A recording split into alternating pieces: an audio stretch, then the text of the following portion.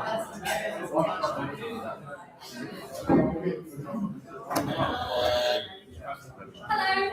everyone. Hello.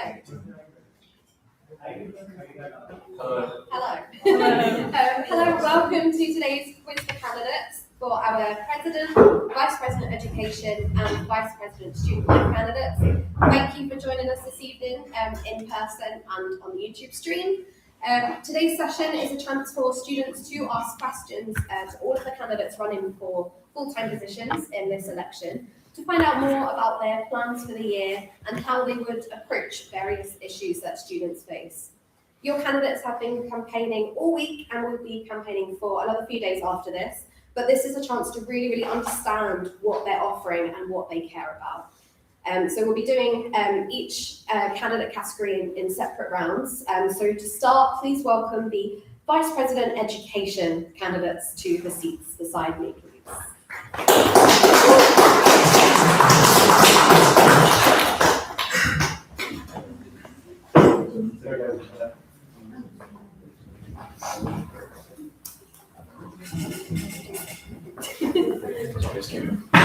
Sorry.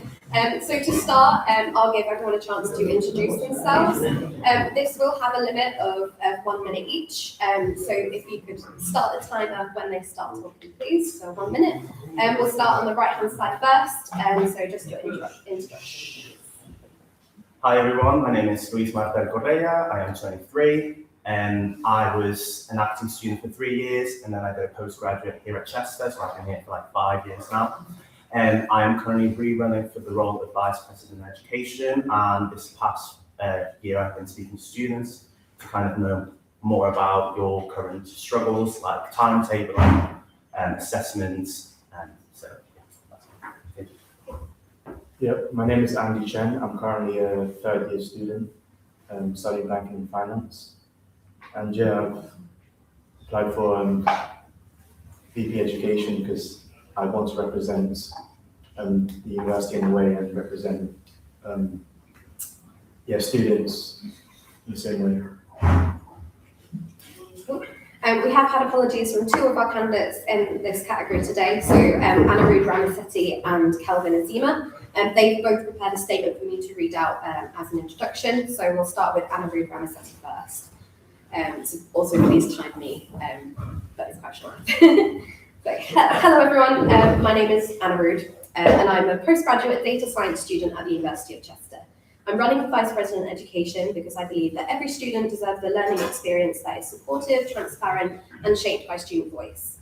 Education is the core of our university experience, but sometimes students feel that their feedback about teaching, assessments, or academic support doesn't always lead to visible change. As VP Education, I want to help strengthen the connection between students and the university so that student feedback leads to meaningful improvements in learning and teaching. I've also got a statement from Kelvin. So good evening, everyone. I'm Kelvin Azima, running for Vice President Education. I'm passionate about making sure that every student succeeds, feels supported, and has their voice heard.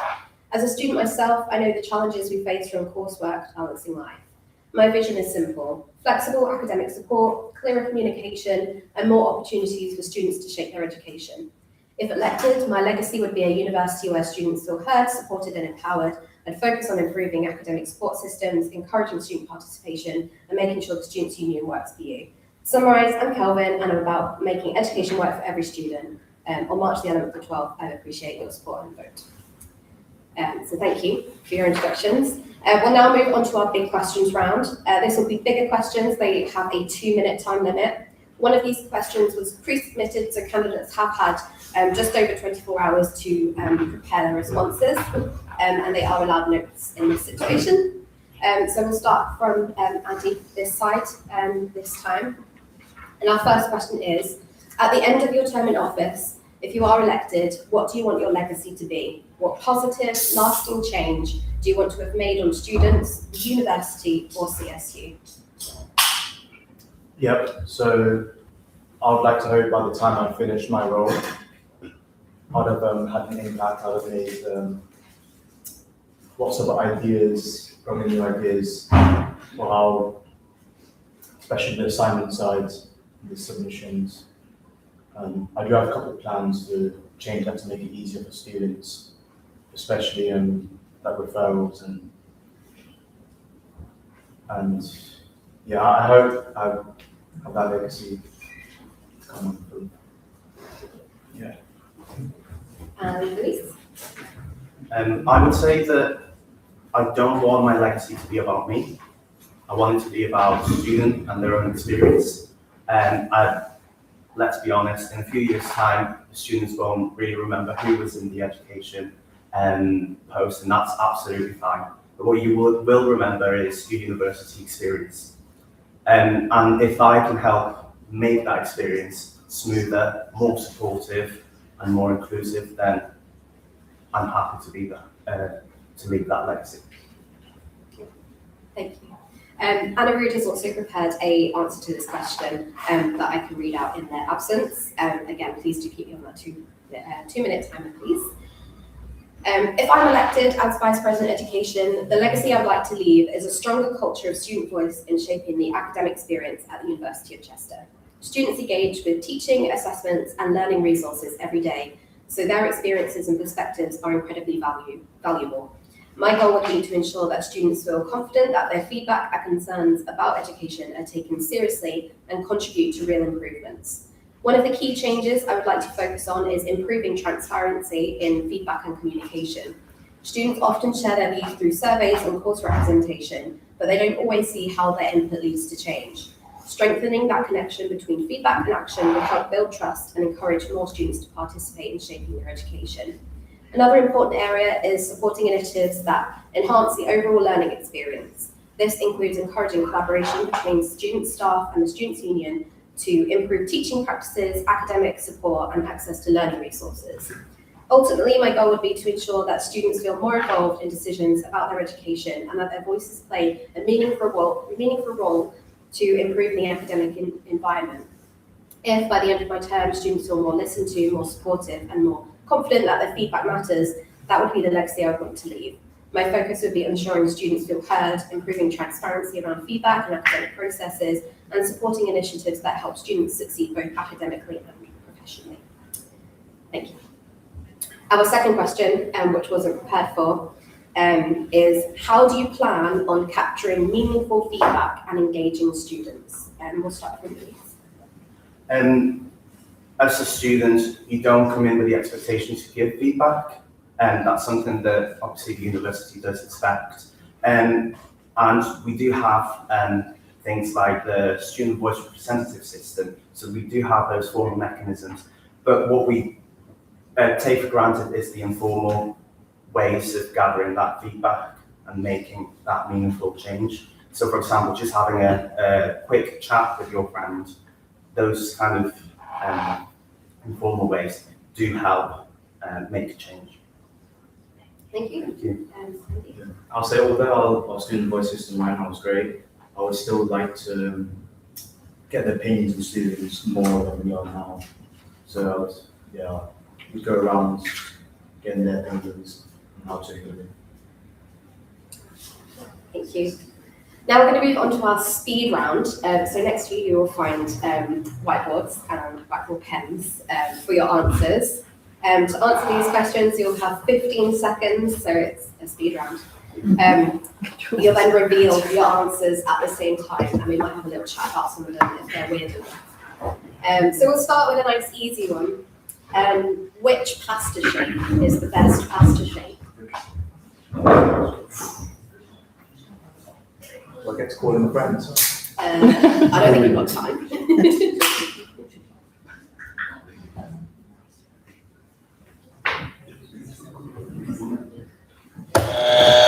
Okay, I'm revealing 3, 2, 1. He's won that one. So we've got penne and rigatoni. Why rigatoni? It collects the sauce a lot better than Similar shapes. How are you gonna? Well, penne goes well with steak. Yeah. It does. Have you tried it? Controversial. Okay. Okay. That was just a practice. So our next question, I'll let you run. There are also practice. Our next question is actually university. What is your favourite thing about being part of the University of Chester?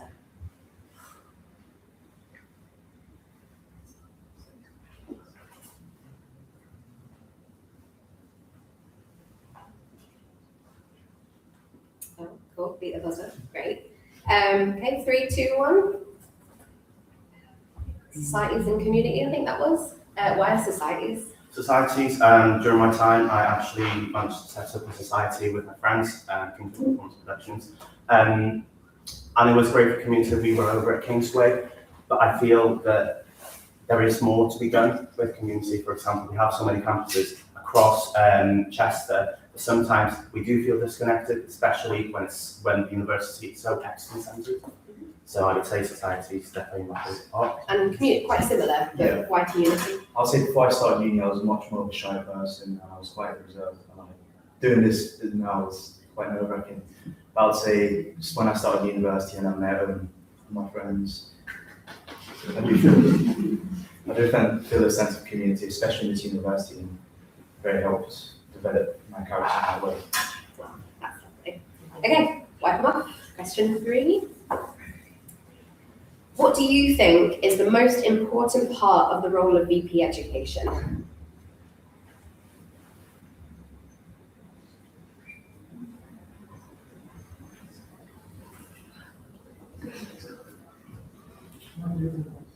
Cool.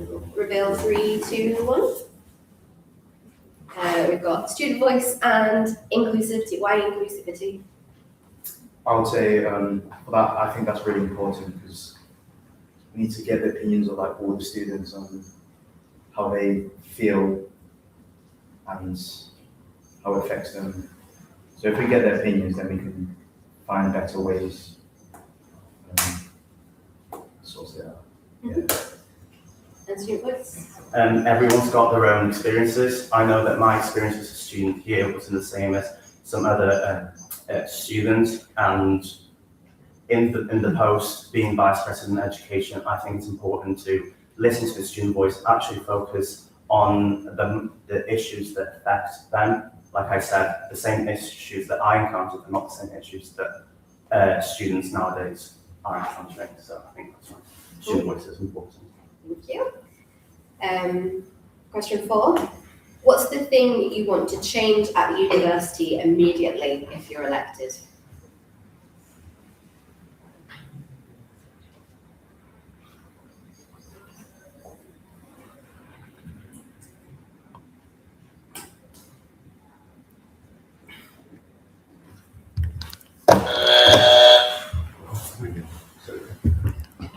Great, caps and accessibility? Yeah. Cool.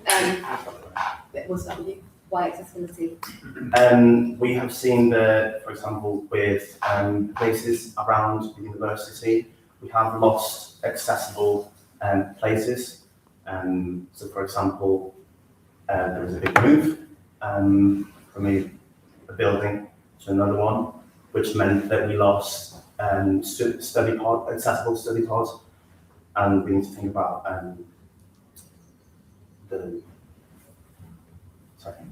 what's my train of thought? I'm okay.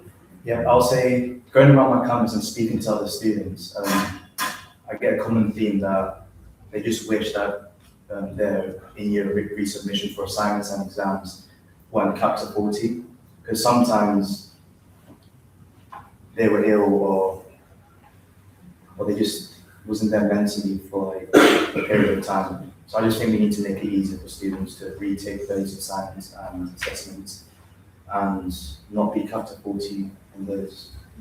Thank you. Final question now. So this one might be a bit tricky, so we might give you maybe 20 seconds on this one. I want you both to describe your vision for your time as an officer in 3 words.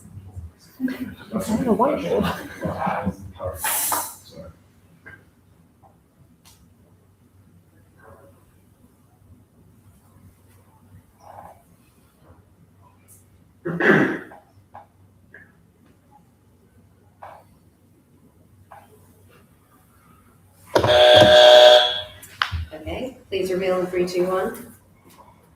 And you can't reveal it, mate. Gotta reveal. So everyone, please bring us two breath. Let's talk about your two first.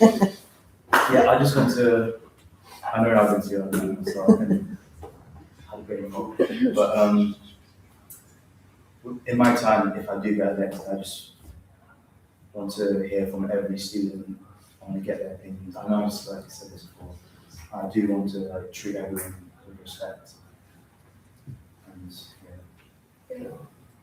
And You've actually both got inclusive on your whiteboards, which is interesting. What about your opinions? So collaborative, again, I think being Vice President of Education is working with students and with their views. So it has to be a collaborative environment. It's not just the Vice President of Education making a decision just because, it has to be shaped by a student voice. Inclusive, we have such a wide community, the Chester community is so big. We have commuting students, we have mature students, we have international students, such a big community, so it definitely has to be inclusive and consistent. I think if we're consistent and we keep pushing for that change, then we will get somewhere. All right, thank you very much. You can put your whiteboards down now. Thankfully that one's over. Okay, so now we'll be actually offering it up to our audience. So you can submit your own questions via our system called Slido. You can either scan that QR code, or you can go to slido.com and type in this code here and submit your questions.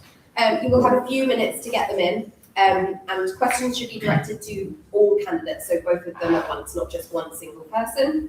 While we wait, our current president, Lily, has submitted a question for the VP Education candidates, and this will have 2 minutes on the clock per person, please. So sorry. So the question that Lily has submitted is, how could the university take steps to make learning more inclusive? That's how could the university take steps to make learning more inclusive? As you both talked about inclusivity, it might be a good question to answer. We'll start with Andy, if it's okay. So we've got 2 minutes on the clock.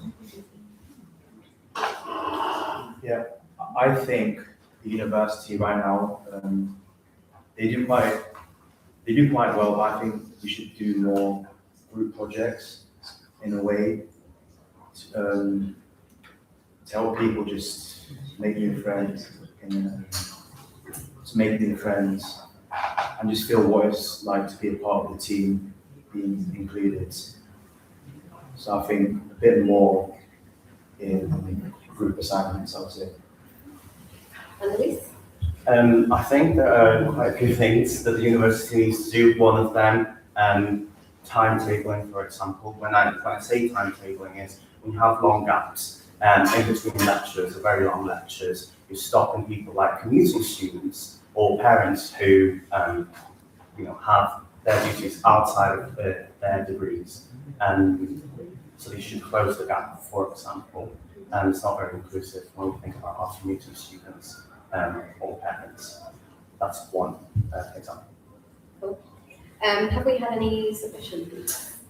We have loads now. What would you do if you encounter a problem you knew you couldn't solve? Okay, so these will have 1 minute to answer. We'll start with Louise this time. I will be transparent. I think it's better to be completely honest and transparent with students and manage expectations. I don't think making promises on something that you know you can't change is a good thing. And if you want to keep that relationship between the student and the Vice President of Education, transparency should be upfront. Yeah, I'll say I came across a problem I can't solve. I'll do the same thing. I would admit that I can't, and I would try to find help or find a way around it. But if I know I can't solve it, I won't make false claims. Another question. Gathering feedback from students can be difficult. Do you have any new ways to collect feedback going forward? Yeah, I think at like the end of a lecture, lecturers should like give out forms where people would just write, maybe anonymous feedback as well, and you collect in boxes and just read through them to get opinions on a wide range of students. I think we should have low pressure activities around campuses, people going around campuses and asking, what is your experience like? And going out and actually speaking to students instead of sitting behind the screen and establish that human connection, I think will help collecting that feedback. Thank you. There's a series of questions around inclusivity. So I will ask a wide-ranging one. What would you do to improve inclusivity on campus? And some of the specific examples given in relation to gender and trans rights, to tackle anti-Semitism, and I think that was it. But ones I saw, and religion, including lots of different religions on campus. What would you do to promote that inclusivity? Well, I would say, like I said before, our community is so big and with international students, and I think we should celebrate that. I know that we already host events, and that's just one little thing that we can do. I'm also a game man myself, so I feel like, for example, with Pride, I think there's more to be done at the university. And this is a very complex question, and you can't just solve inclusivity, but if you're kind to people and you celebrate your differences, I think it's a good thing. I think the university should host workshops to be more informed of different religions, different LGBT. So like, I know my friend right now is going through Ramadan, and a lot of my other friends don't understand what that's about. So if we do workshops and just inform students about religion, sex, and everything else, we can understand each other more as a community and build that respect.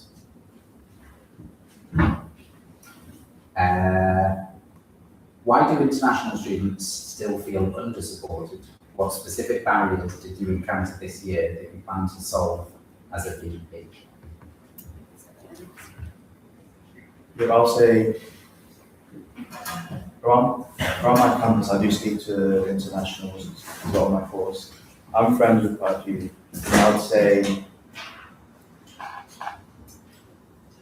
they can feel, that you're right, they can feel under-supported, because sometimes, especially there's a language barrier. So I know the university hosts classes for them to improve that language barrier. I would say the main thing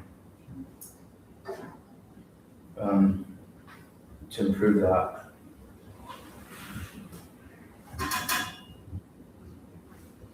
I'll say again, like, we need to host more events where they can interact more and make new friends.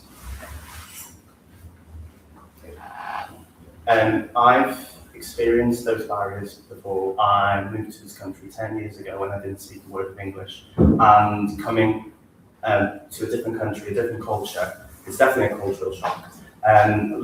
Trying to learn a degree in a different language is definitely a difficulty, and I think as a university, the guidance should be clearer. It shouldn't just be on paper, but we should make it very important. I know the guidance, and I will admit, from the university is not the best, and there's definitely room for improvement. Any more? No, I think some are a bit too specific to one candidate. So. Okay. All right, thank you for those. And there will be a chance to submit more questions for the other candidates in their rounds. So finally, for our candidates, they will be giving us their final statements. This will have 1 minute on the clock, please. And again, I do have a prepared statement from Anna Rood, so I'll read that one out first. To conclude, education is at the heart of why we are all here, and every student deserves to feel supported, represented, and confident in their academic journey. As Vice President Education, I would work to ensure that student voices are central to conversations about teaching, feedback, and learning support. My aim would be to strengthen communication between students and the university and to help create an environment where students feel empowered to shape their own educational experience. If you want a VP Education who will listen to students, represent their academic interests, and work collaboratively to improve the learning experience, I would truly appreciate your support. So we'll go for Louise first with their final statement. I would say that change doesn't just take time, but it takes consistency. And that change happens. We have someone who will still push for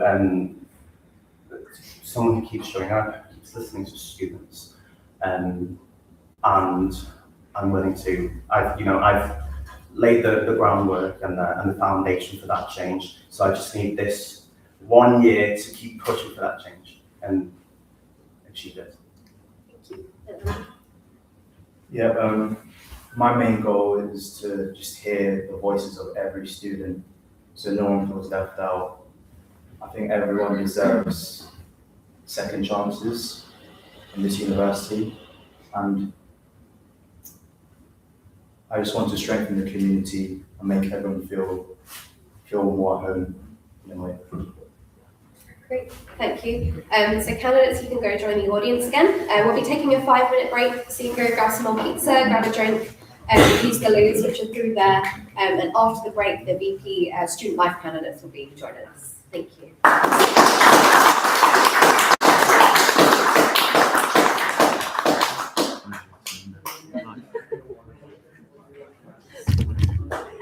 No, I can do it if you want.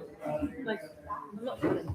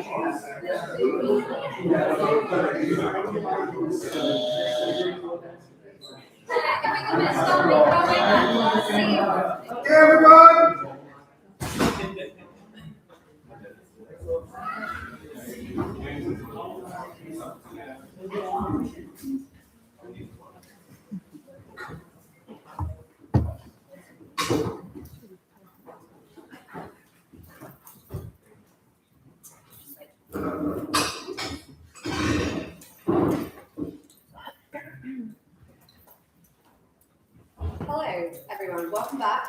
Thanks for coming back. Please say hello to our VP student life candidates.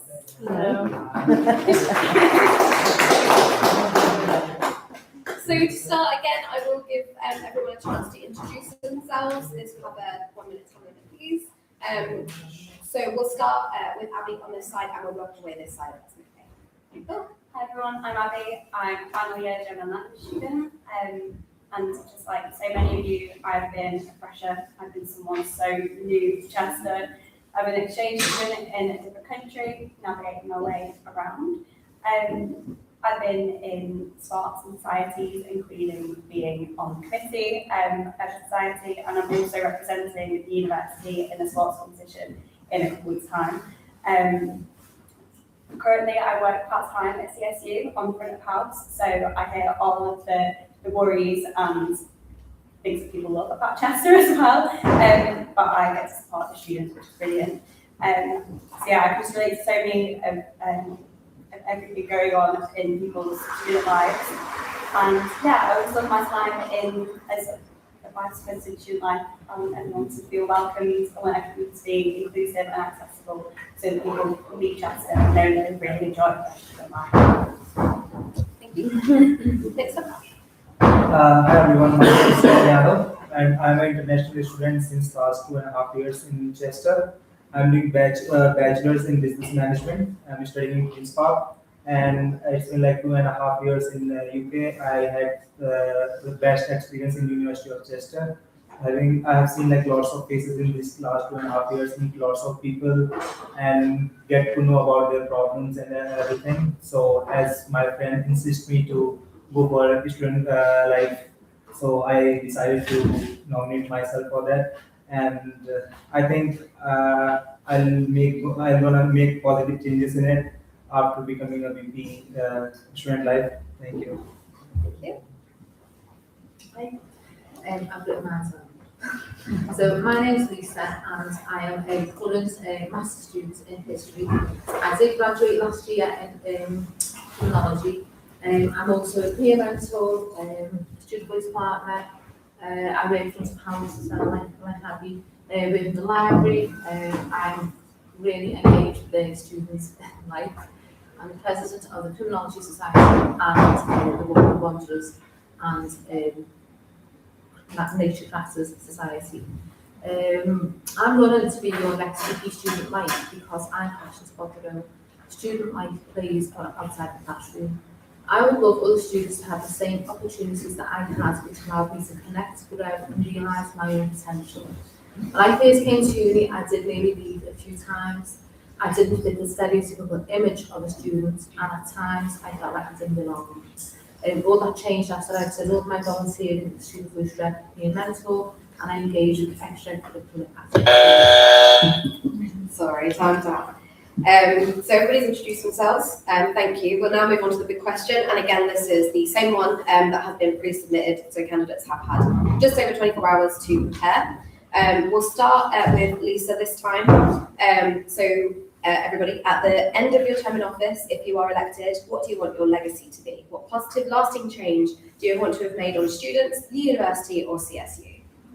I would love for students to appreciate the volunteering that they do at the charity of the Chester Student Union and at the University of Chester. I say that because I speak to so many students who are on committees and they don't actually realise that the Chester Student Union is a charity and the time that they spend on creating spaces for students, it's spaces for students with their well-being, to connect and what have you. Them hours that students are spending, they can be collected by banking on their profile in the careers department. That then can go on your CV. The skills that you're developing can impact your future employability. And as I say, I've spoken to so many students who don't actually realise that that's something that I really would be determined to try and change within the student body and to continue. That's my Thank you. So next. So based off what we said, actually, I want my legacy to be a feeling that people have just thoroughly enjoyed university. They leave here thinking, I had such a good time, and for it to have been things that I've implemented. So one of the things that I'm quite passionate about is like a professional buddy scheme. When I was in Germany, there was a scheme that you were partnered with one or two returning students, and they would take you on trips. It's like an organised trip to different places within the area, and it really made me feel at home in a new place. And I think that, as I'm sure you all kind of felt a bit lost when you came to Chester, you don't know anyone, it's a new place. So yeah, I think it starts on day one, and I really want people to have had their entire Chester journey feeling like they just loved their time. Great. So I just want to make all the students university life as much better as I can make, and that's all. Great. Okay. So now another big question. Again, 2 minutes on the clock. We're going to start with you first this time. So, how do you plan on understanding the needs of and engaging with students outside of their lectures? Repeat the question. Yeah. How do you plan on understanding the needs of and engaging with students outside of their lectures? Well, I feel like I'm gonna connect each and every student throughout the university. If they will face any kind of problem, they can directly reach me, email to me, and I'll look after it. I would like to make myself a little bit more, sorry, not to say that others aren't. I'd like to be visible along, on all of the campuses, engage with the students. If I could find time in my timetable, I would speak to the staff. Just engage with them, just chat to them, just be casual like I do, like I am. I seem to be able to connect with students. I do get a lot of feedback. And then that way I would hope to engage and find out what's actually on their minds. So I know at the moment that the current team, they do like staff on top. So like Lisa said, going to different campuses and just engaging and talking to different students about their worries and their problems, everything that's going on there within their student life. But also, I think maybe even like attending different societies and sports events, so you can get in real time, like feedback. That's quite important as well. Great, thank you all. Now it's time for the speed round again, so please pick up the whiteboards which are next to you. We will start with an easy one, but like we did the last time, but it isn't about pasta, I'm afraid. Again, there's 15 seconds to get your answer down, and then we'll reveal them at the same time. So, question number 1. If you had to have a superpower, what one would you want?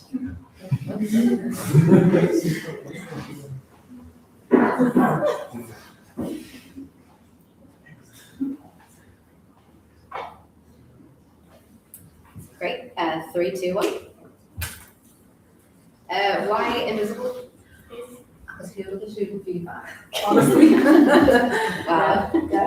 Okay. Actually, if I will have Superman power, I can manage my everything very fast. I've got lots of things to do. Speak every language. First thing that might be really easy. But just talking to everyone has different cultures, different experiences, and I love that about the world, to be honest. So yeah, that's why I do that. Great answers. Rub them out. Second question. What society would you join or start if you had unlimited time?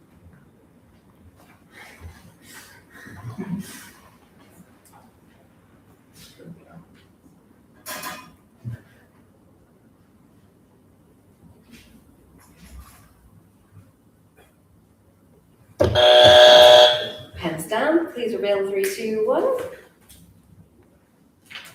Baking and cooking. Why baking? I love bacon. I really love it. I think that food brings people together as well.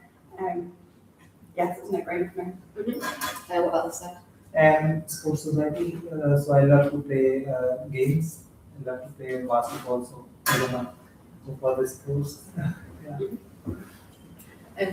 Financial banking, I've put, because it is so important and it's always a thing that I see like, and it's always a good thing to start early with. And that's about it. Great, cool. Question number 3. What do you think is the most important part of the role of VP student life?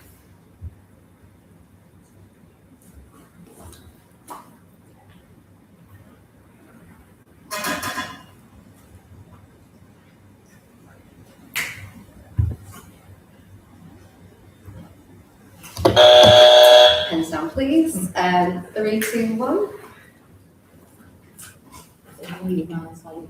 Can you explain yours? Yeah, make student life better in university. They will feel more involved in the university in different activities and everything. And Lisa? So put listening and collaborating with students, so try and make as many activities student-led. It's no good trying to create spaces for students who don't actually know what their experiences are like. So if you can do it that way. Inclusivity. I think that really important part of being a student life would be to make sure everyone feels included with be that as a part-time student, a child student, people doing sports and societies, that everyone just feels included and they belong in the same way. Great. Question number 4. What has been your favourite CSU or society-led event this academic year?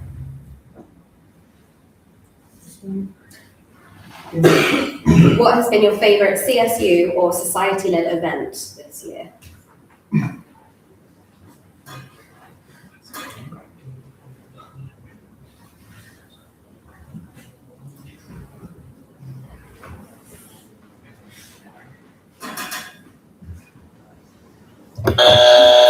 Pen stand, please, and reveal. It was Diwali, by the way. Why Diwali? So it's an Indian festival, and Indian society prepared that. So it was very good. I'm not sure if it counted, but I'm part of the Running Society and we are completing our first track event in like 4 years, and we managed to organise the loser track, and as a team we are working together to so I'm not quite sure if that part with societies, but sports and societies mainly.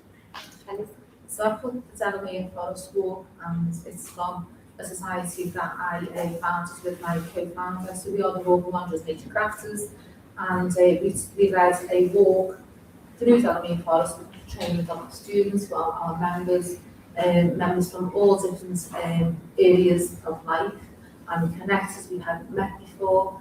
It was raining, we hugged a tree. It was lovely. Yeah, really nice. Great. One final question, and again, it's a little bit of a tricky one, so 20 seconds for this one. Describe your vision for your time as an officer in 3 words.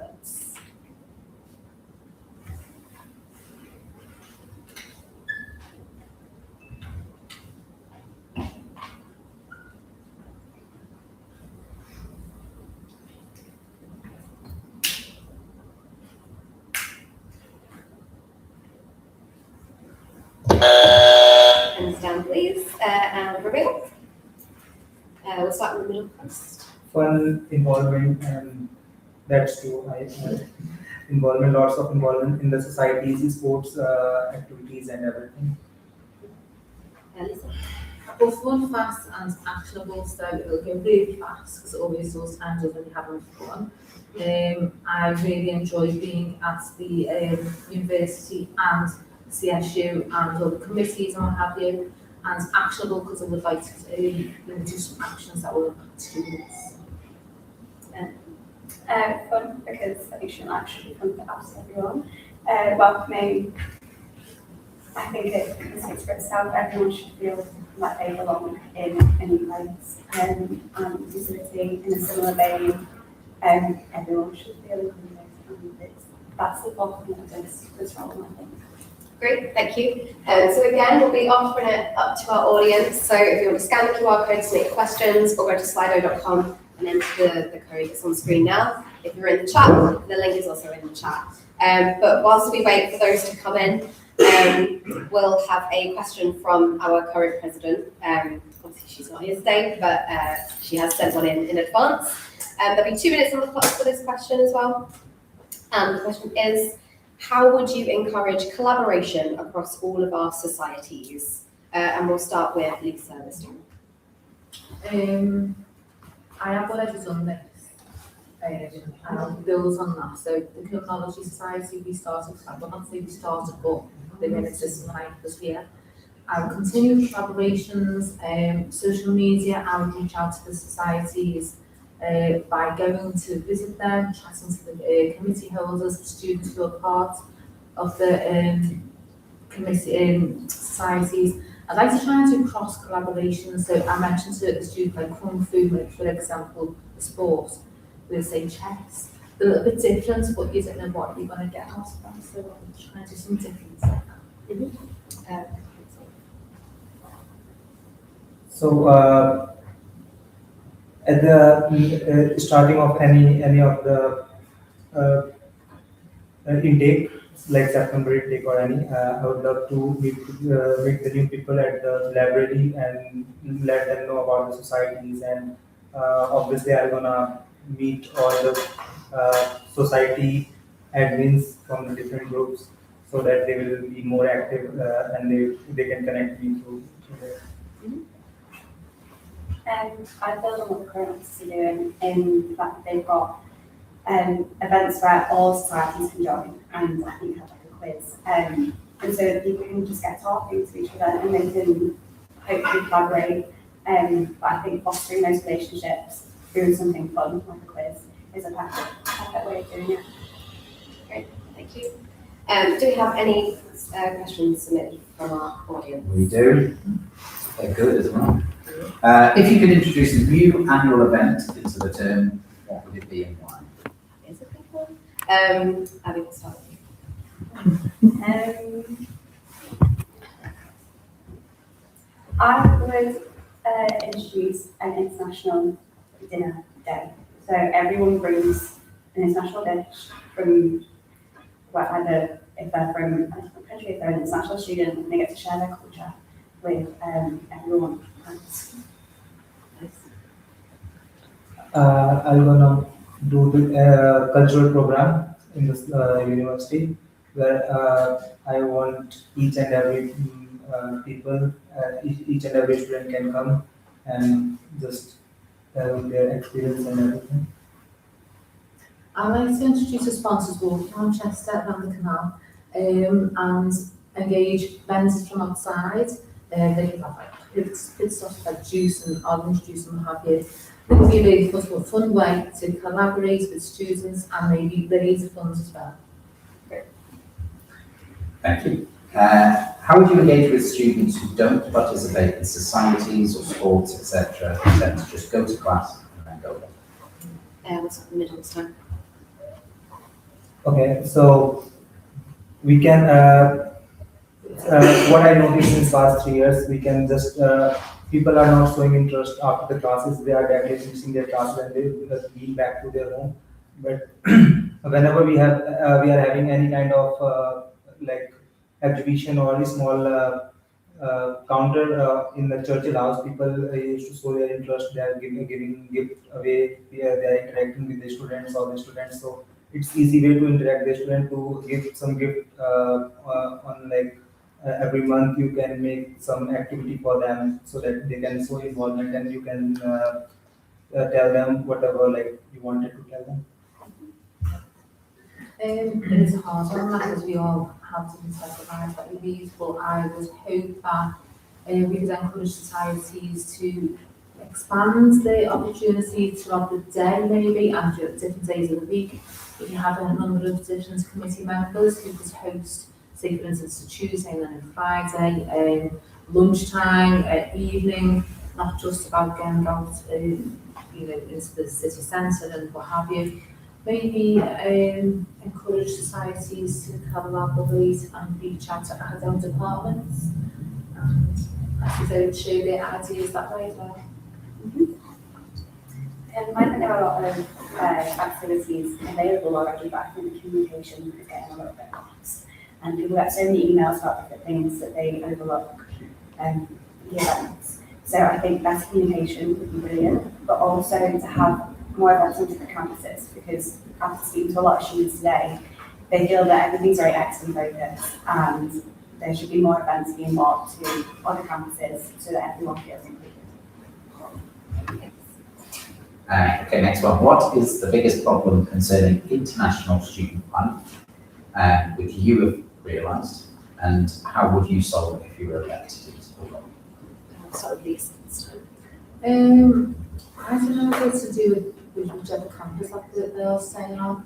There needs to be a bit more visibility of the international students out there on social media. I know that there's a lot of social media out there in society, and there is a difficult one. I did approach the chaplaincy and yourselves, and I asked about the recent Chinese New Year and the visibility and awareness on campus was great, but we need to build on that. So that's just one example. We have a small Chinese community here, but it needs to be built on. So some ideas of cross collaboration departments. That's the question again, sorry. Yeah, of course. What do you think is the biggest problem concerning international Yes. student life that you have realised, and what would you do if you were in them? So actually, after I was an international student myself, I realised that coming back to Chester, there wasn't the same support that I had when I was in Germany to what I'm known to get. Which is one of the things that I'd like to introduce with the buddy scheme for freshers, so that people get to know the campuses, get to know the area that they're now living in. Because it's one thing moving to a different university, but moving to different countries as well, it's absolutely massive. So we need to be more recognition of that. As an international student, what I saw or what I heard, like lots of students, whenever they came here, they are facing to find part-time jobs. So I wanted to like make that easier for them, and I'll try to collaborate, like ask different kind of vendors on like shops or vendors whoever need people for job, part-time job. I'll make more easier to tell them to come to uni and just tell them they want staff or like student part-timers. It can be more easier for them to get the jobs. Okay, I'll make this the last one. What is your plan to make the CSU more relevant to, for example, postgrad researchers and mature students, as this person feels it's too undergrad focused? I think that more events that are tailored to the time needs that people have. You know, if people are mature students, they might have different responsibilities outside of their studies. So making sure that these events are more inclusive, the times that they're able to fit things into their very busy schedules already. I think that's Yeah, sure. What would be your plan to make CSU, the union, more relevant to researchers, postgrad researchers and mature students, as this person feels it's too undergrad focused? So researchers students are coming for a big year and they don't have time to involve in lots of activities. So we will make it more easier for them to come and involve in activities like having small parties or get together. I think I'd like to try and highlight a particular time in the week that we can call it postgrad afternoon, morning, but to collaborate with postgraduate students. We're never going to be able to find a time to fit everybody because we've all got different timetables of lives. But that could change monthly. It's important to get the feedback from the postgraduate students. How can we create a space or highlight what they need or want if we don't understand what is needed from them or how they are feeling? That would be the beginning. And then to build on that, and then also to promote them on social media as much as the undergrads as well. I think that's where we'll be.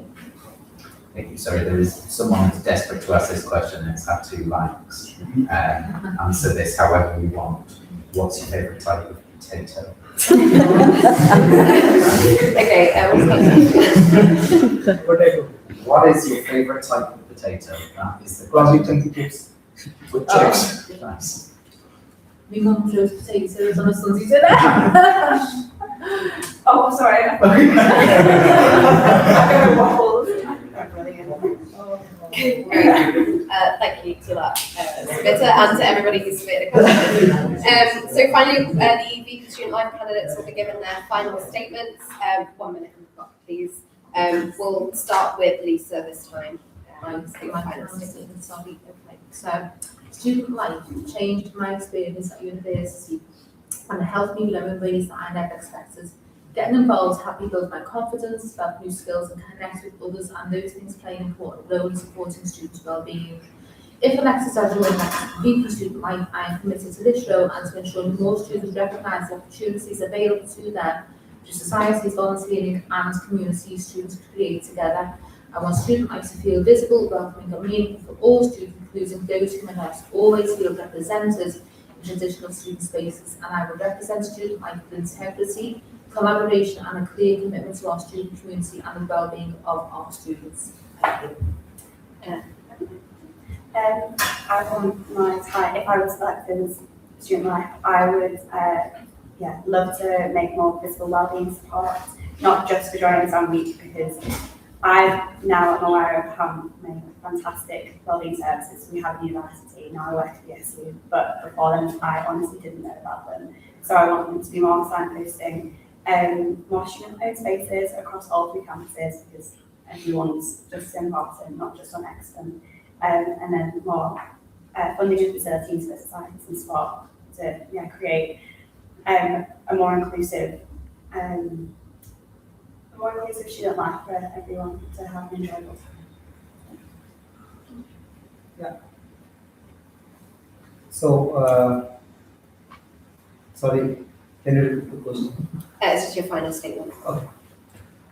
So, as an international student, I've seen like lots of faces in these last 2.5 years, and after nominating myself for VP Student Life, I'm feeling so excited towards this election.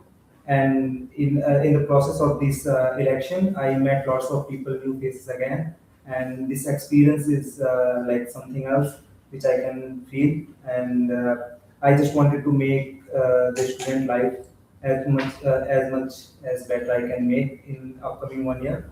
If I win it, I'll make the best student life for them. Thank you. Thank you. So thank you all of our VP Student Life candidates, and you can join the audience again. Again, we'll be taking a 5-minute break, so feel free to grab a drink or pizza, go fill the loop, just through there. And after the break, we'll be welcoming our president candidates.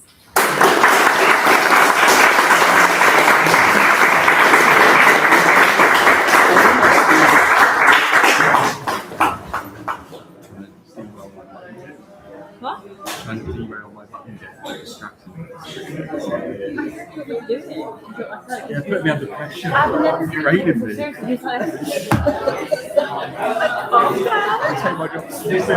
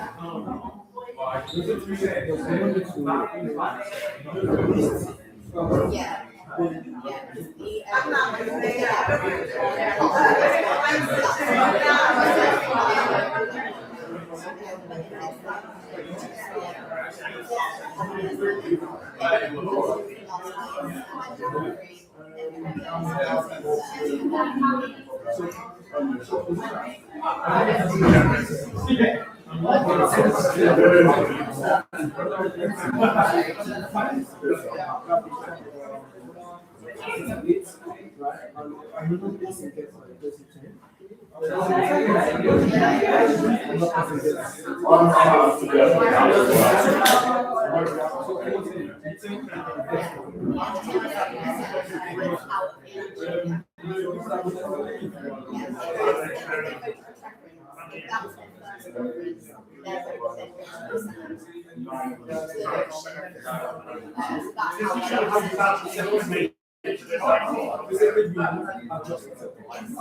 all done like behind the scenes, like assistant council thing.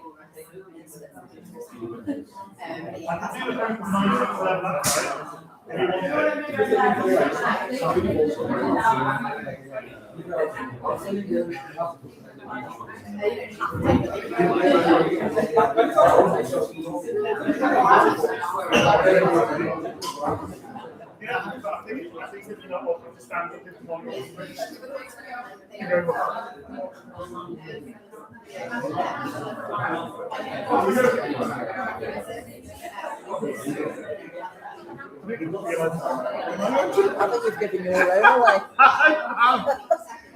Oh yes, I get the front row.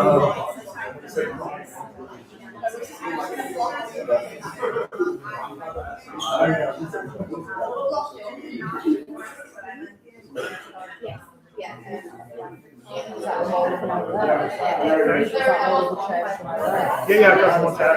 Yeah.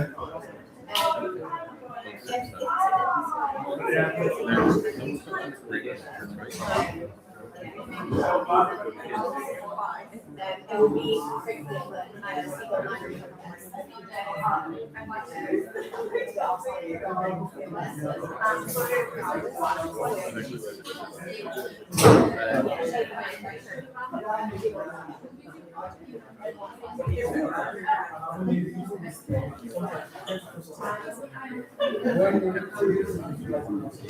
No. I can't do it. It's actually kind of to make why, like,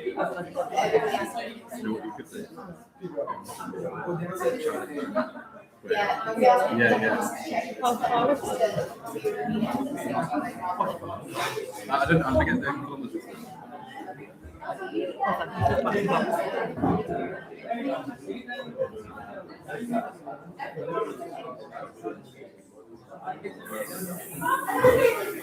Yeah.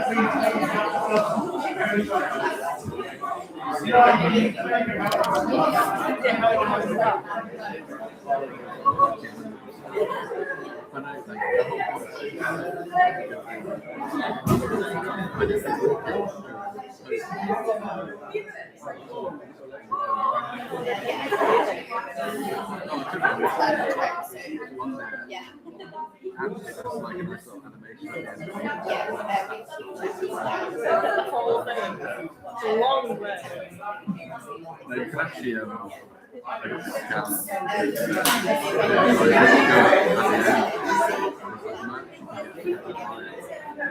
So do you think you're gonna get it right?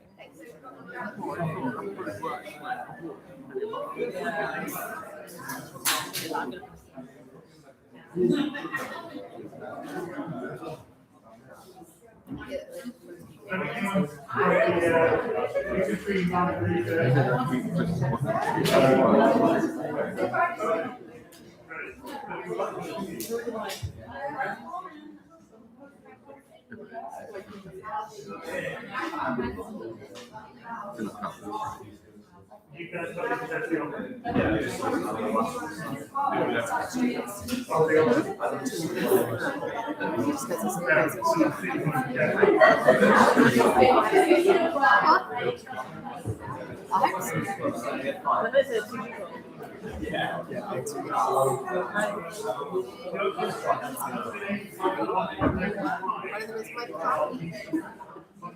Effie's not on there yet, I don't think. Is that not I'm more than happy to use the house the features. I'm very much happy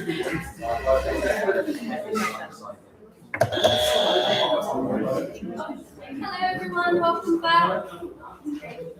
Next up, please welcome the president candidates to the sofas.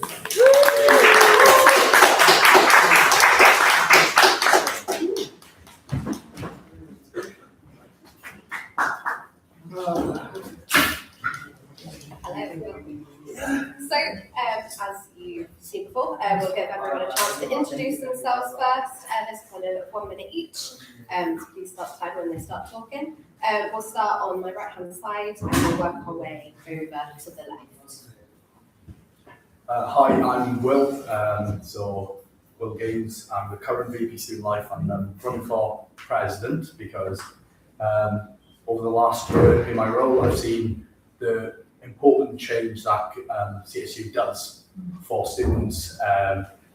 You can see tonight the amount of students who've had the opportunity in this sort of forum that doesn't happen everywhere, and the work that gets done here is so important. And I want to be there to lead that and give students the opportunities that they deserve, as it's so important. Thank you. Hi, I'm Mahima. I'm currently a final year medical science student, and I'm currently a Union Assembly named Students Officer. So, I elected myself for this role because I feel like there are loads of things need to be changed, and I work closely with CSU, so I feel like I will be able to do that change. Okay. Hello, my name is Victor. Tegoche. I'm a student of advanced cybersecurity here in Chester. I'm running for the CSU president because I like to focus on practical change, real change. I like to focus on internship, employabilities. I like to focus on being connected to the community, that's just the community. I like to focus on being your voice, student voice itself. So I always have to ask myself this question: what happens after you leave this university, right?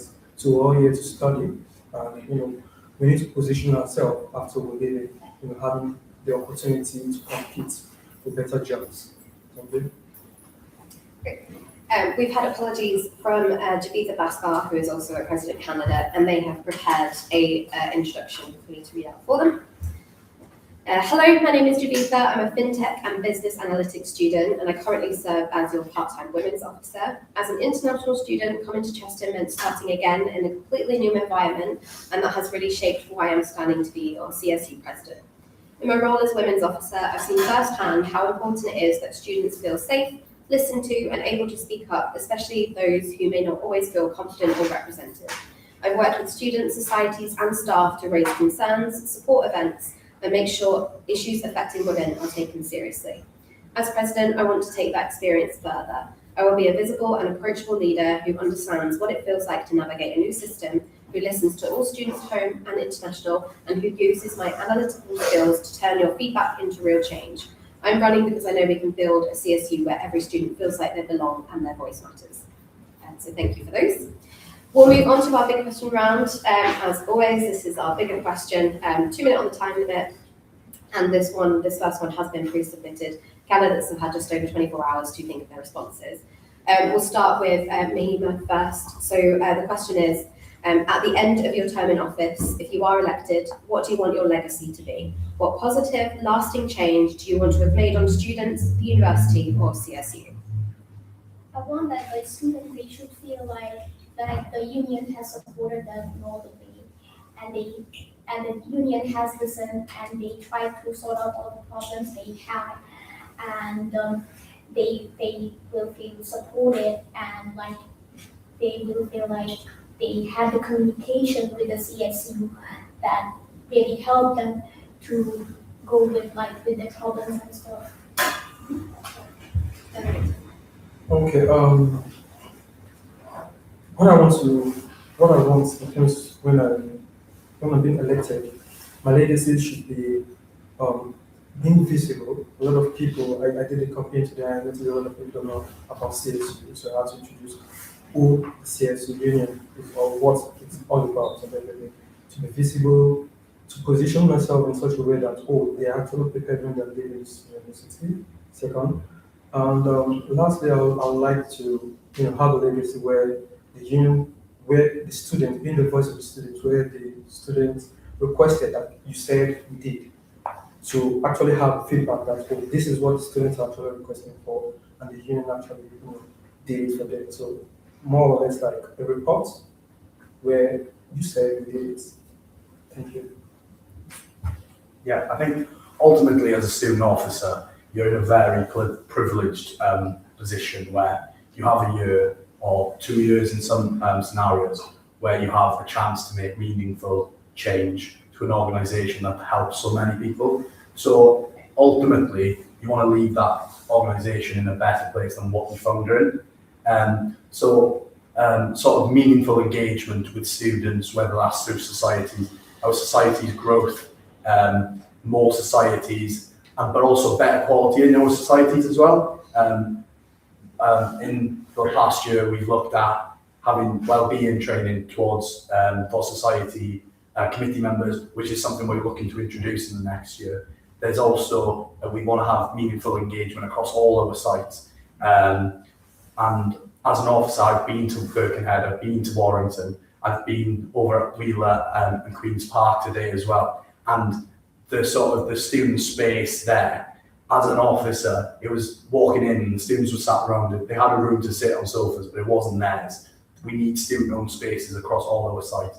And ultimately, that's the sort of change I want as an officer.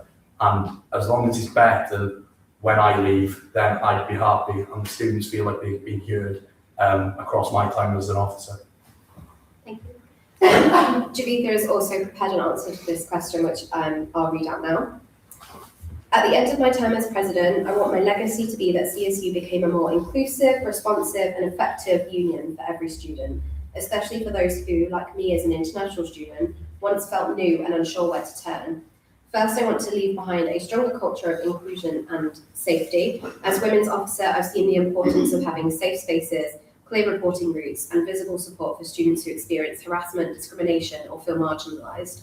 As president, I want to embed that across CSU by improving communication about support services, pushing for consistent responses to issues, and making sure women, international students, and other underrepresented groups are at the table when decisions are made.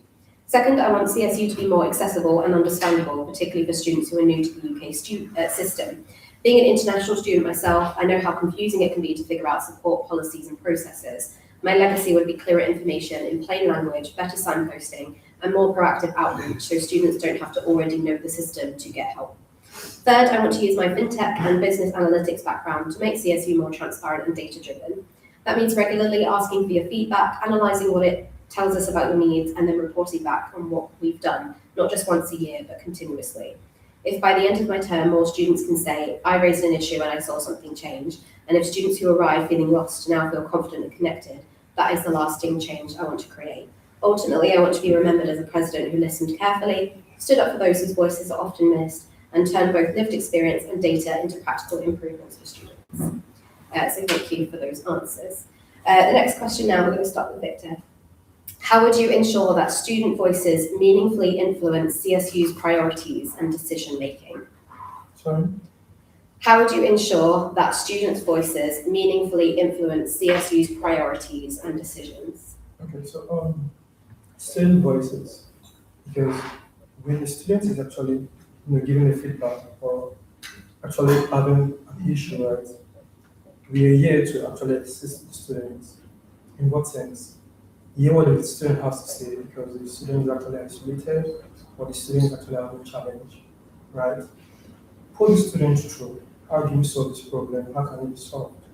Is it within the confines of the student union, or we could actually refer them to, let's say, a society, a community?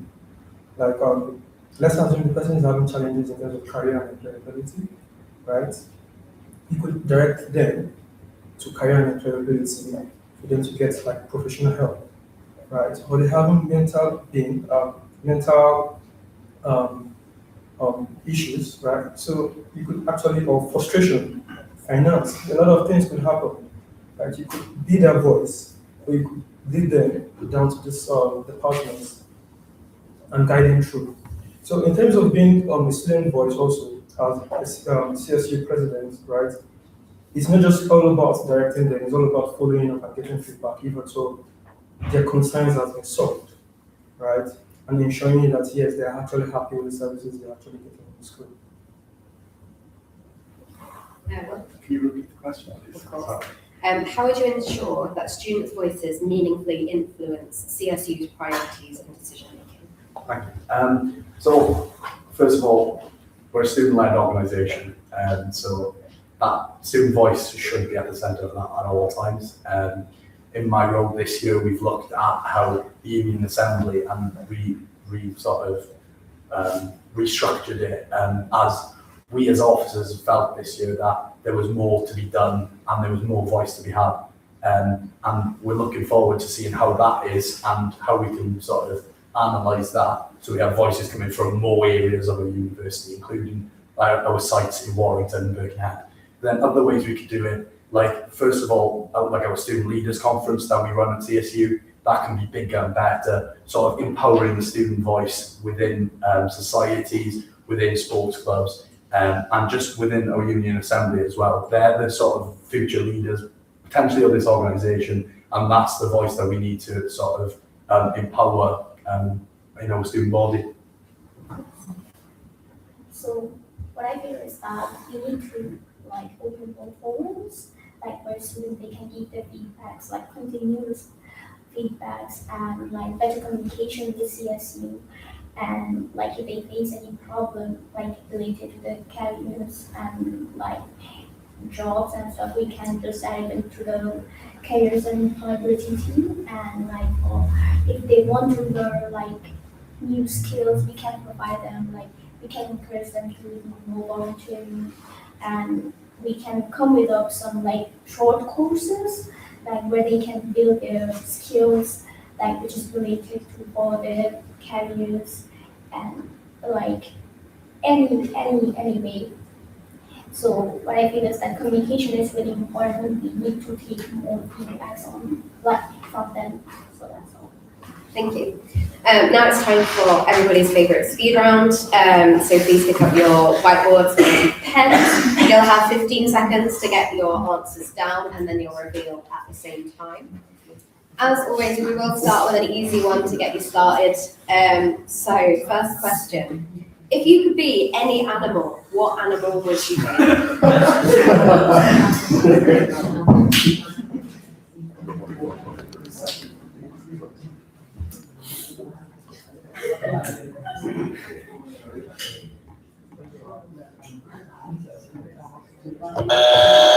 Great, and reveal. You were right in there with red panda. Why red panda? Well, it's my grand's favourite animal. I'm the grand's favourite, so I like being my grand's favourite. I'm sorry if any of my siblings are one. But I just like being my grand's favourite. Yes. Okay. What about you? Tigress. Why? Is there one? Nice. Okay. Yeah, man's best friend, so you want to be a companion. Reason why we want to be your voice, somebody you could reach out to and listen. Thank you. Okay, now we'll be a little bit more serious now.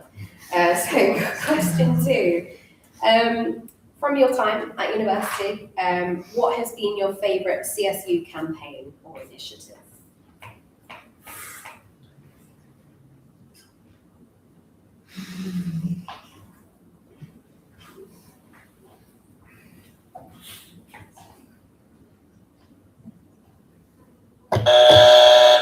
And reveal. Maybe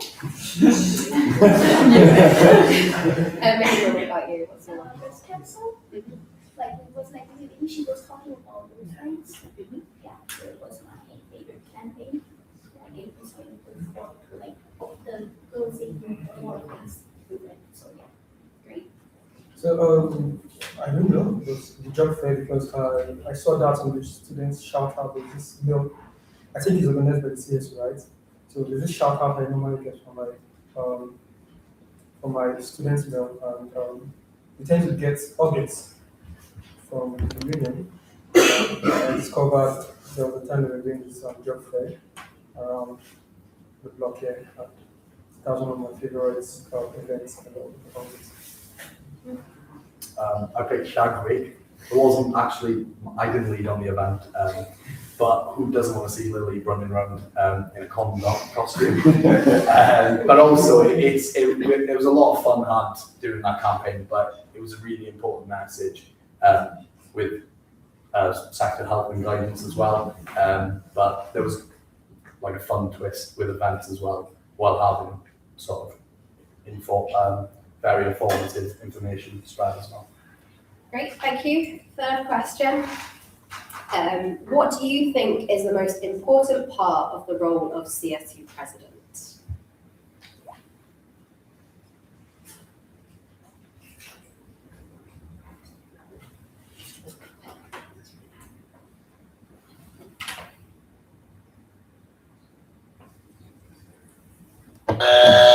Great. Victor, do you want to talk about yours? Okay, so I chose support/voice, right?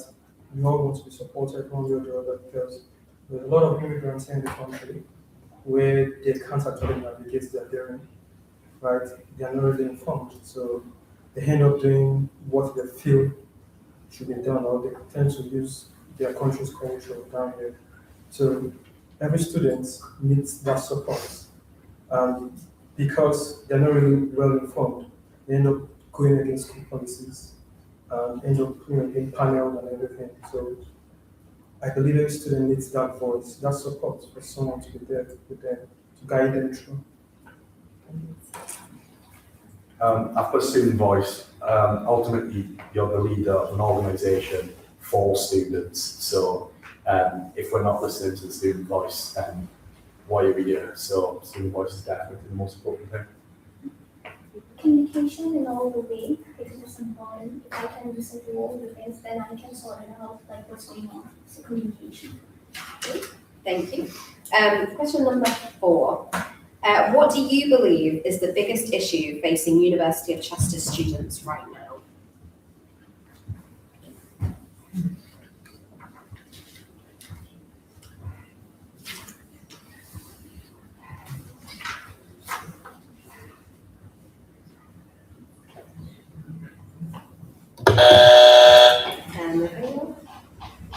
Thank you. Well, do you want to talk about cost of living? Yeah, I feel like all students who are in here now are feeling the effects and how much everything is. As an organisation, we can't just change how much everything costs, but we can definitely offer more affordable ways. Our societies offer events which sort of alleviate that, but then also we can offer support and for the sort of effects that happen after sort of cost of living is sort of the centre of a lot of problems. So yeah. Mental health, because like a lot of things is related to it, because they're having like issues with cost of living, studies, jobs, and so many things. So I feel like they're going to mental health.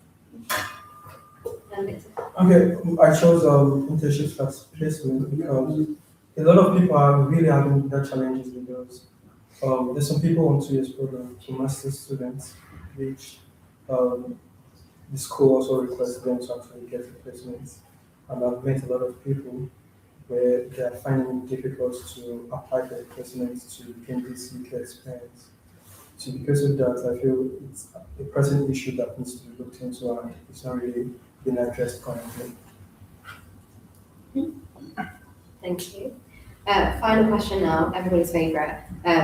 We'll give you an extra 5 seconds. Describe your vision for your time as an officer in 3 words.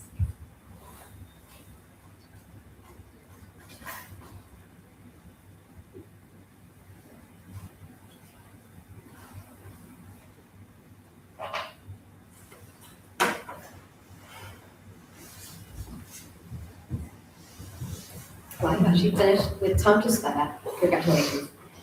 Reveal? Thank you. So we'll start with Mahima this time. Why have you chosen your 3? Support because if we are going to communicate with them, then we know what support they need and stuff, then we can provide that support. And communication, like we can listen to them what's going on, then we can take the initiatives and proper leadership that will change the problems. So yeah. Victor, what about your 3? So my 3 words were voice, union, and action. Right, being heard is one. Right, and having a union that actually works.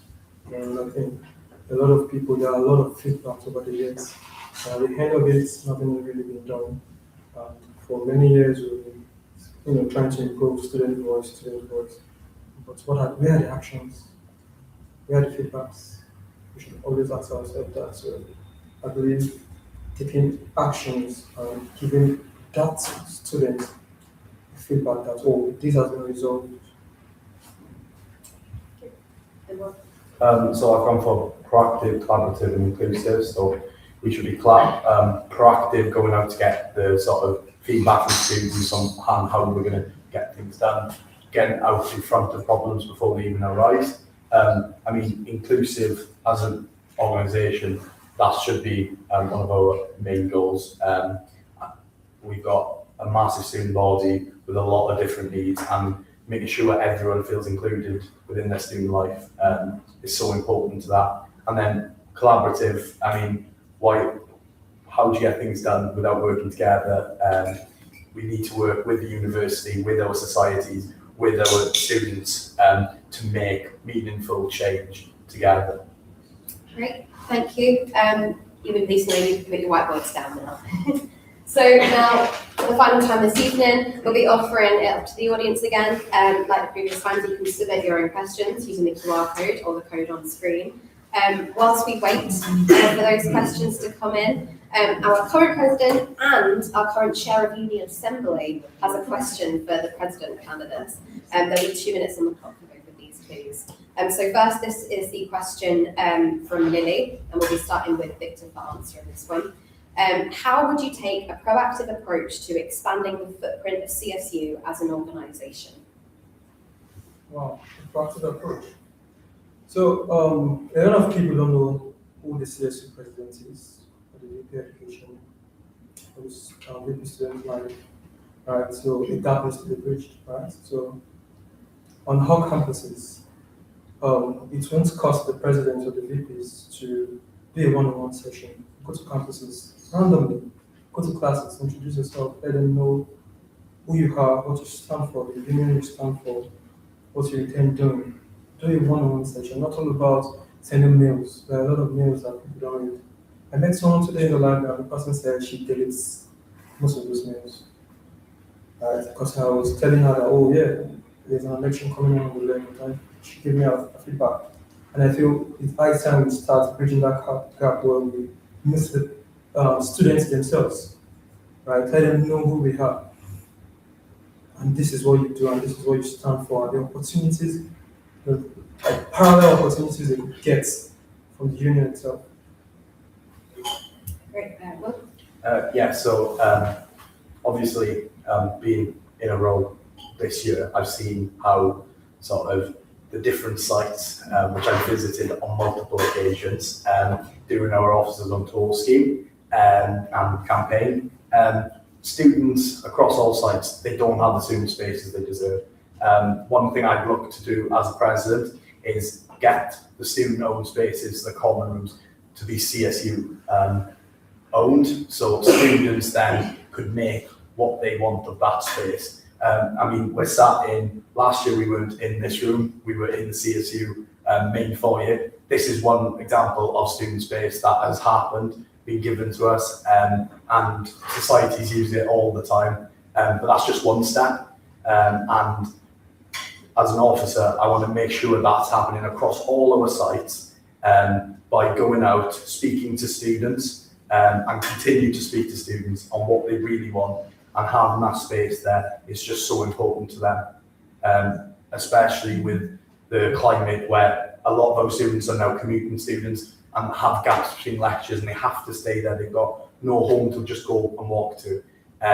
We really need that space to be theirs, and they feel like they belong within that space as well. Yeah, so I'm like social media approach and like arranging more events and more social spaces and talking to the students directly, like what do they need, and like arranging new activities for them. So that's how we can make it more inclusive. Thank you. And then from our Chair of Union Assembly, Caitlin, we've got a question. How do you believe that the relationship between union assembly officers and full-time officers could be enhanced for better student engagement? We'll start. Yeah, so as an officer this year, this is definitely something that we looked at and we thought, how do we change this and make it better? One way we have looked at doing that straight away is introducing new roles and new subcommittees as well. So next year there will be subcommittees sat under the student life officer, which would include societies officer, sports officer, sustainability officer. That would then make more meaningful engagement there. Then the president will chair their own subcommittee, and then an education committee as well, where our SVPs will also give a chance to give their sort of feedback to that subcommittee. That would then lead into a union assembly. These steps have been taken to make sure that the officers are working with the relevant officers, union assembly officers, to make that sort of meaningful engagement and making sure the student voice is heard. But ultimately, there's more ways we can be doing this. Maybe a sort of union assembly mix at the start of the year. I know there's loads of training at the start of the year. Some of our union assembly officers are here today, but then I'm sure everyone sort of to get to know each other in more informal setting as well at the start of the year may be a way of sort of getting people more confident in that setting, and then we can do the more formal training afterwards as well. So what we do with all the unions, the officers and like SVP, and tell them to take more feedback from the students, and like we can work together with like what issues are going on, so that we can know that and we can resolve it. Please, question again. Yeah, how do you believe the relationship between the union assembly officers and full-time officers could be enhanced for better student engagement? Okay, so better student engagement. So we have good collaboration between the students' union.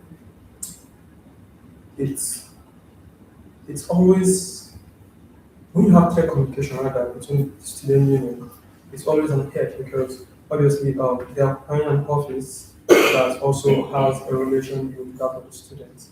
So for instance, you have as we have right, student voice representative. This starts down or is being routed down from the class itself, right? Every student will have challenges, and these have been relayed to the SVR.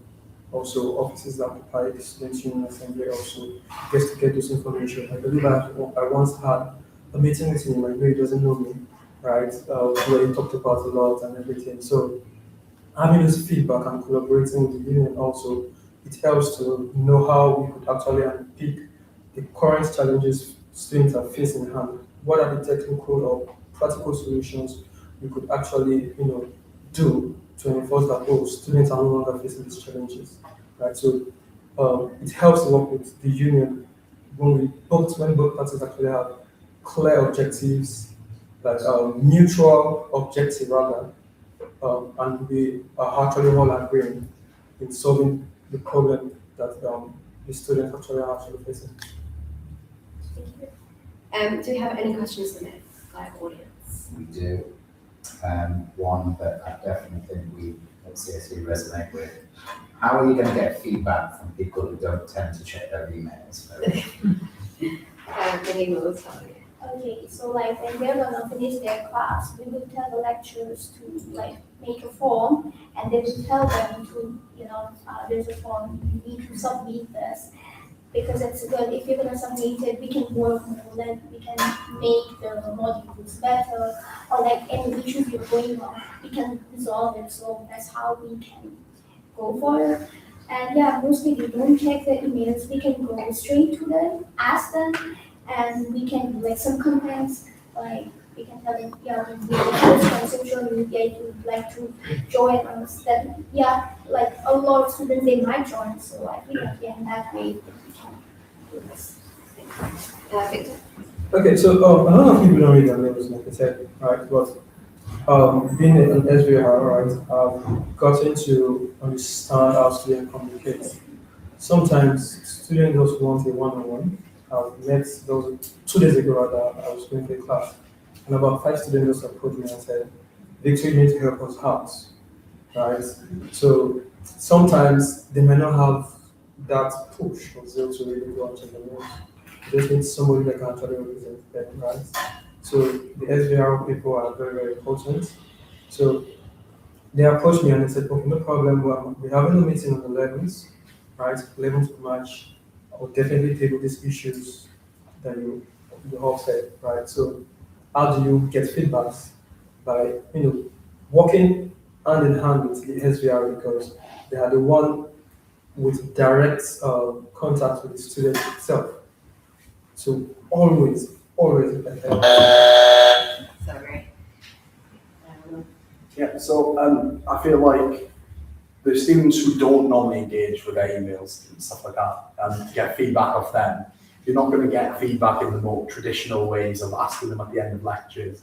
Our SBR system is great and it serves its purpose, but we've got to be more creative. We've got to go out and get engagement and feedback in different ways, whether that's just out on campus with a notice board where you can just put down your thoughts at that time, that what we go about specific issues, we go out to the students. There's no point waiting for them to come to us. We've got to go out and get to them. Students haven't come to university to give feedback. They've come a lot of the time from a setting where you're not meant to give feedback to your teachers in school and stuff like that. So we need to go and give them the voice and go out to them and give them the chance to give their feedback in more creative ways. Thank you. If you had the power to change one thing in university life to improve students' well-being and opportunities, what would it be? So well-being is an opportunity. If you had the power to change one thing in university life to improve students' well-being and opportunities, when it comes to opportunity, like I would say, right, you all need that experience, that UK experience, opportunity outside the borders of Chester. So definitely to be improving how you position yourself to compete with the jobs out there. I feel like sort of, which we've seen a lot of students want more opportunities to develop their leadership skills. I feel like just more opportunities for them to develop as leaders so they can go into a job market, which has already been said, which is so hard to get into now. It's so difficult for all students. I know there's probably students in here tonight who feel that and feel the nerves of going into a job market.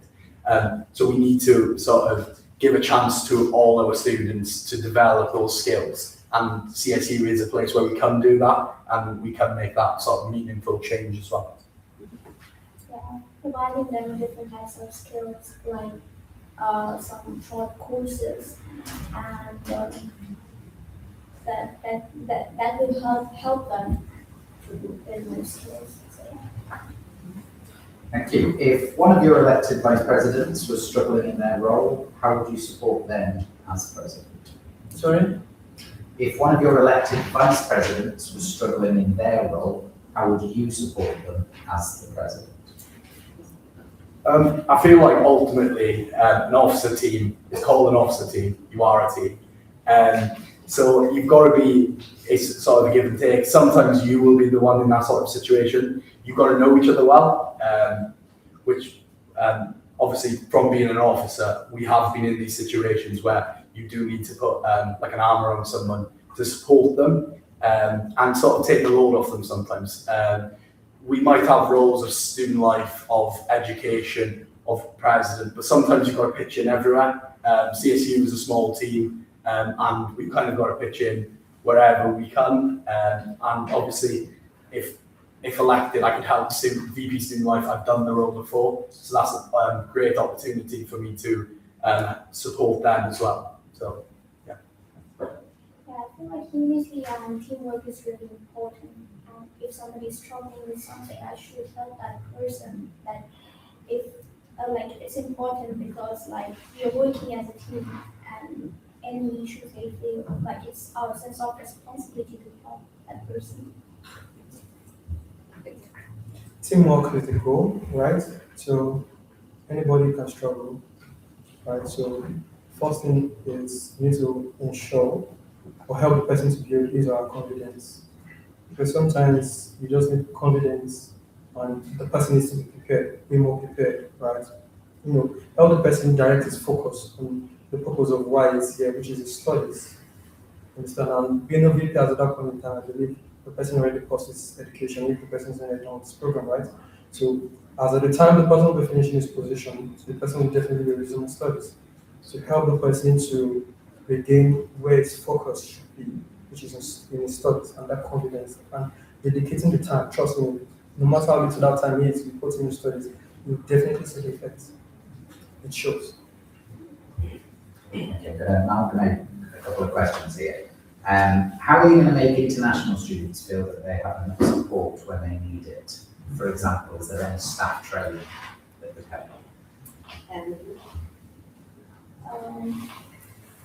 Like taking their feedbacks and like providing them all the information they need, and like if there's anything they're going through, like they can directly talk about that and we can redirect them to the right place. So that's how we can do it. I like the question to be repeated again, please. Yeah, I would do, but I've lost it. How are you going to ensure international students feel supported? And is there any particular training that you think staff could do with it to help them? Yeah, definitely. Walk into the office of the president or the VP Education. Let us know your problem. We'll definitely give you the best support we can give you. If you're facing educational challenges, definitely will help you. In terms of replacement or internship, whichever one it is, we'll let you know how you could actually position yourself rightly for employers to see you, right? We could encourage you to do certifications in your programs. If it's in terms of finance, right? Obviously, we can't promise you funds because we don't have that kind of capacity, right? But we could enlighten you on how to manage funds, right? How you can manage funds, how you can cut down the budget and everything. So just walk down into the office will help. Yeah, I feel it starts with the sort of induction. It probably starts before students even arrive in Chester, but it's all about getting the information in ways, in enough ways where people can engage with it. I've been in sort of the induction fairs as an officer, and as it's in my manifesto, I want to have more support, especially on arrival. Students may have all the information with some regards, but it might be the case of just taking a student into the city. They might not have seen the city before.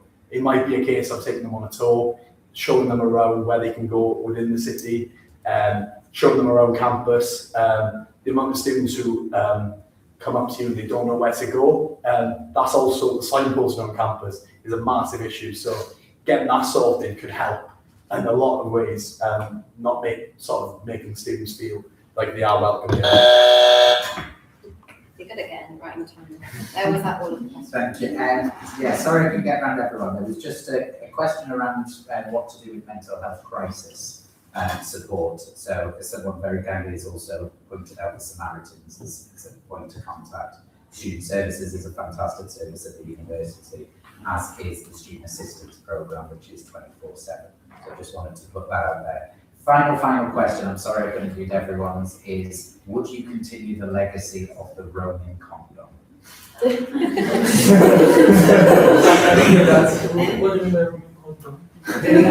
Willie the President dressed in a very large condom to promote sexual health, and I think one person wants to ask, would that continue? Was that with it? Honestly, I would not explain something that. Because, sorry, can you repeat it again? Yeah, just are you going to dress as a condom? So, why is the person being dressed as a condom? Sexual health, promoting sexual health. Oh, promoting sexual health. Okay, I think I get it. Well, health is wealth, right?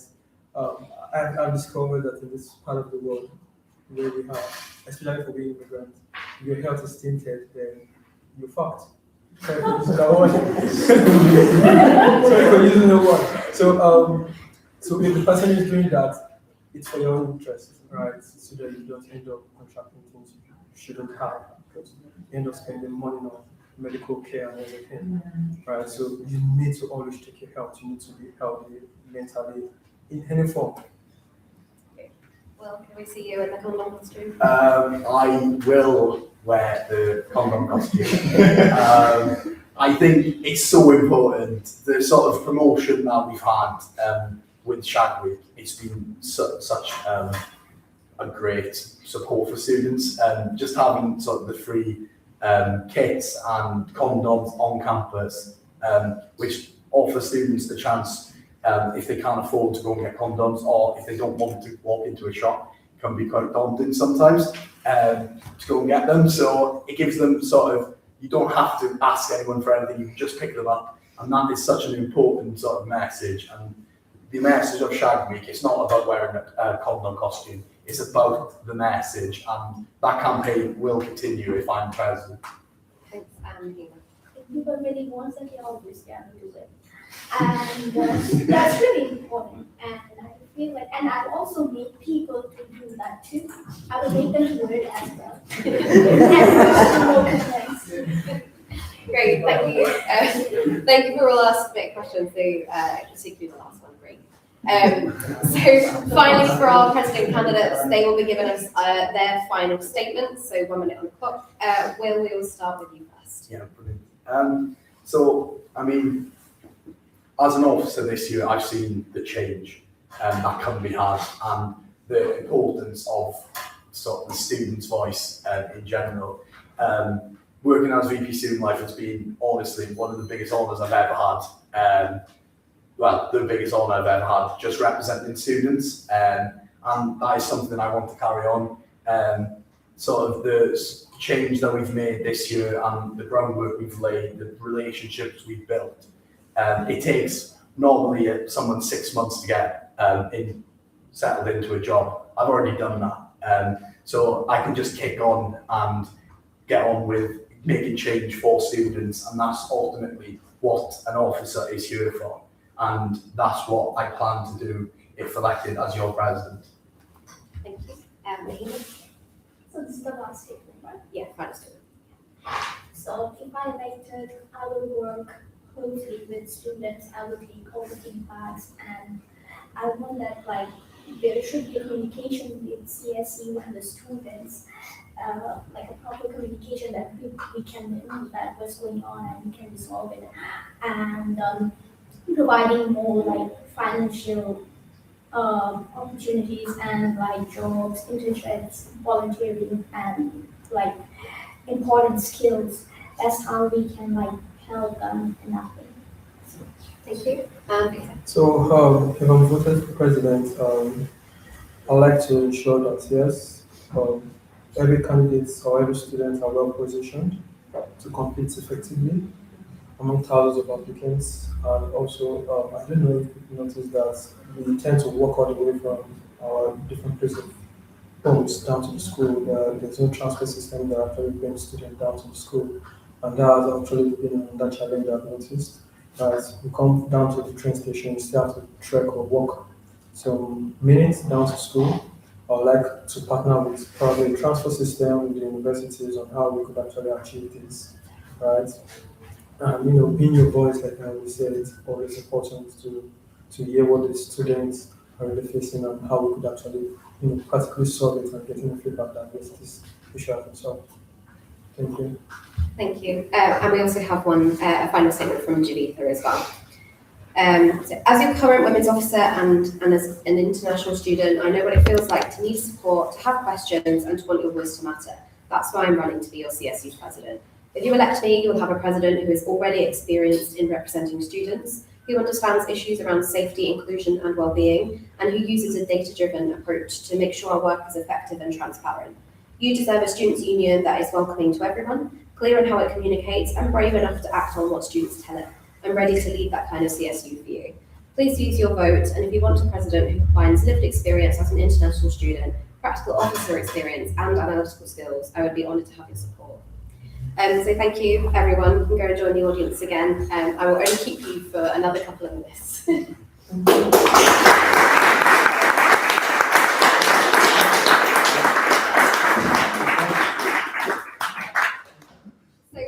was all of our questions today and all of our candidates. So thank you very much, candidates, for answering everything. I know some of them are tough, and it can be really nerve-wracking when you're at the front here talking to a bunch of strangers, essentially. So thank you for everyone who submitted questions in the chat, and to everybody who attended today as well. As I'm sure you're aware, voting opens on March the 11th at 9 a.m. and it closes on the 12th of March at 1 p.m. You can vote by clicking the link you send directly to your student email, which will take you straight to the voting page. It will also be on the homepage of our website and our socials, as well as digital screens around campuses. Chester SU is our website, and all of our information is always on there, so please do check it out. Remember that we use an alternative voting system, which means you can vote for your order of preference. So you can vote for your second, third, fourth choices and not just your first. More information about our voting system can be found on the aforementioned website. We're also electing Union Assembly part-time officers too in the same election. So please make sure you look at their manifestos as well as the full-time officer manifestos, which are currently on the website. And we also have an elections fair in Seabourn Library on the 10th of March, 11 till 3, and you can chat to every single officer in that event. That event information, again, also on our great website. So thank you, everybody. Thank you for coming, and well done to all candidates who took part today.